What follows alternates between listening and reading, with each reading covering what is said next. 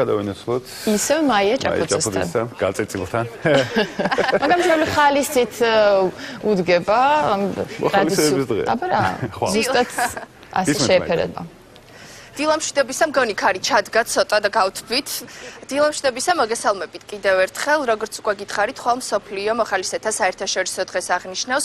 ალბათ ვისაც გახსოვთ 13 ივნისის სტიქიის ღამე და იცით ამ ადამიანების შრომა, რომელთა გმირობაც, ასე ვთქვათ, დიდი ასოებით ჩაიწერა ჩვენი ქვეყნის უახლეს ისტორიაში. სწორედ მათი დღე აღინიშნება ხვალ და ჩვენთან ერთად იმყოფება დილიდან ქალბატონი ეკა ბენდელიანი. დილამშვიდობისა. დილამშვიდობისა, მივესალმებით თქვენს მაყურებელს. ეკა, სწორედ ჩვენი ინიციატივით უკვე მეექვსედ აღნიშნავს საქართველო მოხალისეთა საერთაშორისო დღეს. ამის შესახებ რო გითხრათ და რა იგეგმება ხვალ მზიურში, რადგანაც ალბათ სიმბოლურია ის, რომ სწორედ მზიურში აღინიშნება, ბავშვთა ქალაქში აღინიშნება მოხალისეთა საერთაშორისო დღე. დიახ, მოხალისეთა საერთაშორისო დღე 1985 წელს დააარსა გაეროს გენერალურმა ასამბლეამ. საქართველოში 2009 წლიდან აღინიშნება, ანუ წელს უკვე მეექვსედ აღინიშნება.